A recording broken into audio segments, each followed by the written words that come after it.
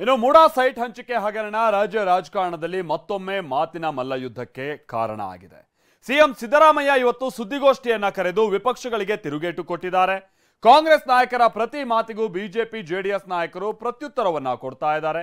ಇವತ್ತು ಮೂಡಾ ಮಾತಿನ ಮಲ್ಲಯುದ್ಧ ಹೇಗಿತ್ತು ಅನ್ನೋದರ ರಿಪೋರ್ಟ್ ಇಲ್ಲಿದೆ ನೋಡಿ. ನನ್ನ ತೇಜೋವಧೆ ಮಾಡಲಿಕ್ಕೋಸ್ಕರ ಪ್ರಯತ್ನ ಮಾಡ್ತಾ ಇದ್ದಾರೆ ವೈಯಕ್ತಿಕವಾಗಿ.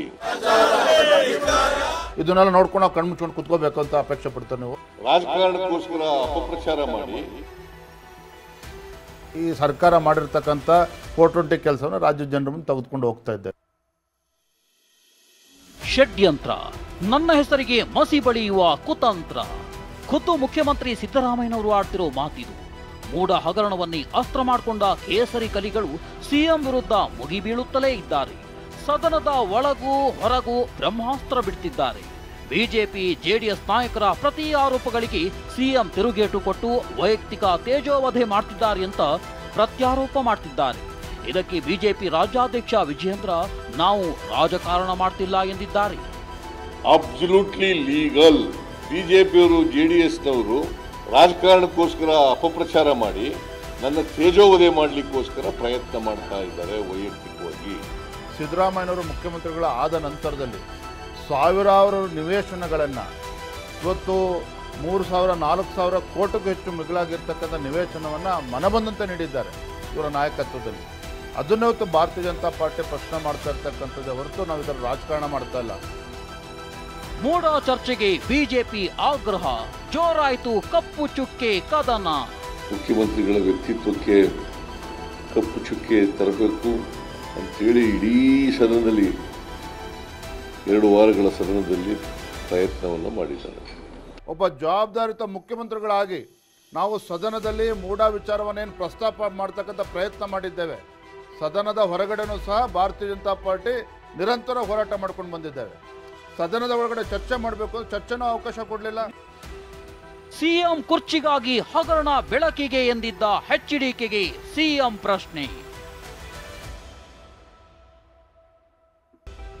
ಇನ್ನು ಮೂಡ ಹಗರಣ ಬಯಲಿಗೆ ಬಂದಿದ್ದ ಆರಂಭದ ದಿನಗಳಲ್ಲಿ ಕೇಂದ್ರ ಸಚಿವ ಕುಮಾರಸ್ವಾಮಿ ಸ್ಫೋಟಕ ಹೇಳಿಕೆ ನೀಡಿದ್ರು.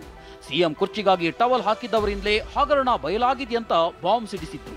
ಎಚ್ಡಿಕೆ ಆಡಿದ್ದ ಈ ಮಾತಿಗೆ ಇವತ್ತು ಸಿದ್ದರಾಮಯ್ಯ ಪ್ರತ್ಯುತ್ತರ ಕೊಟ್ಟಿದ್ದಾರೆ. ಮುಖ್ಯಮಂತ್ರಿ ಆಗಬೇಕು, ಉಪಮುಖ್ಯಮಂತ್ರಿ ಆಗಬೇಕು ಅಂತ ಹೇಳಿ ಆ ಹಿನ್ನೆಲೆಯಲ್ಲಿ ಮುಖ್ಯಮಂತ್ರಿಯ ಕುರ್ಚಿಗೆ ಆಸೆ ಪಟ್ಟು ಪಾಪ ಟವಲ್ ಹಾಸ್ಕೊಂಡು ಕೂತವರಲ್ಲ, ಅವರಿಂದ ಇದೆಲ್ಲ ಇವತ್ತು ಎಕ್ಸ್ಪೋಸ್ ಆಗ್ತಾ ಇದೆ ಅನ್ನೋದು ಒಂದು ಸುದ್ದಿ ಇದೆಯಪ್ಪ. ಇಡೀ ಮ್ಯಾನುಫ್ಯಾಕ್ಚರ್ದು ಮುಗಿತು ಕತೆ. ಈಗ ಮೂಡಾದ ಕಾರ್ಯಕ್ರಮಗಳು ಪ್ರಾರಂಭ ಆಗಿದೆ. ಈಗ ಚೀಫ್ ಮಿನಿಸ್ಟರ್ ಆಗಬೇಕು ಅನ್ನೋರು ನಮ್ಮ ಪಾರ್ಟಿನಲ್ಲಿ ಬಹಳ ಜನ ರಿಸರ್ವ್ಡ್ ಪರ್ಸನ್ಸ್ ಇದ್ದಾರೆ. ಈಗ ನೀವು ಕುಮಾರಸ್ವಾಮಿನೇ ಕೇಳಿ ಯಾರು ಅಂತ. ಕುಮಾರಸ್ವಾಮಿಗೆ ಕೂಡ ನಿವೇಶನ ಹಂಚಿಕೆಯಾಗಿದೆ. ಭೈರತಿ ಸುರೇಶ್ ಕಿಡಿ.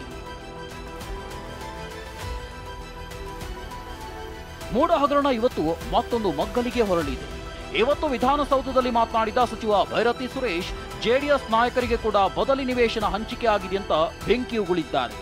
ಜಿಟಿ ದೇವೇಗೌಡ, ಸಾರಾ ಮಹೇಶ್, ಎಚ್ ವಿಶ್ವನಾಥ್ ಹಾಗೂ ಮಂಜೇಗೌಡರಿಗೆ ಬದಲಿ ನಿವೇಶನ ಕೊಟ್ಟಿರುವುದಾಗಿ ಹೇಳಿದ್ರು. ಮುಖ್ಯವಾಗಿ ಇವ್ಯಾವೂ ಅಕ್ರಮ ಅಲ್ಲ ಅನ್ನೋದನ್ನ ಒತ್ತಿ ಹೇಳಿದ್ರು. ಎಚ್ ಡಿ ಕುಮಾರಸ್ವಾಮಿ ಅವರಿಗೆ 75/280 ಅಡಿ 21,000 ಅಡಿ. ಮಾನ್ಯ ಎಚ್ ಡಿ ಕುಮಾರಸ್ವಾಮಿ ಅವರಿಗೆ 21,000 ಅಡಿ ಕೊಟ್ಟಿದ್ದೀವಿ. ಹೀಗೆ ಸಿಎಂ ಸಿದ್ದರಾಮಯ್ಯ ಹಾಗೂ ಸಚಿವ ಭೈರತಿ ಸುರೇಶ್ ಎಚ್ಡಿಕೆ ಕಡೆಗೆ ತಿರುಗುತ್ತಿದ್ದಂತೆಯೇ ದಳಪತಿ ಗರಂ ಆಗಿದ್ದಾರೆ. ಸರ್ಕಾರದ ಭೂಮಿಯನ್ನ ಧರ್ಮಕ್ಕೆ ಬರೆಸಿಕೊಂಡಿಲ್ಲ, ದುಡ್ಡು ಕಟ್ಟಿದ್ದೇನೆ ಅಂತ ಬೆಂಕಿಯುಗಳಿದ್ದಾರೆ. ಇಲ್ಲಿ ನಾನು ಸರ್ಕಾರದ ಭೂಮಿನ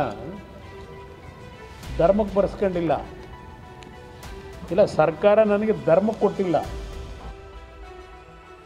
ಅದೇನೇ ಹೇಳಿ ಮೂಡ ಹಗರಣದ ಚರ್ಚೆ ಈಗ ಎಲ್ಲೆಡೆ ವ್ಯಾಪಿಸಿದೆ. ರಾಜ್ಯ ರಾಜಕಾರಣದಲ್ಲಿ ಕೂಡ ಕೋಲಾಹಲ ಸೃಷ್ಟಿಸಿದೆ. ಅತ ದೆಹಲಿ ಸಂಸತ್ನಲ್ಲೂ ಸದ್ದು ಮಾಡುವುದಕ್ಕೆ ಶುರು ಮಾಡಿದೆ.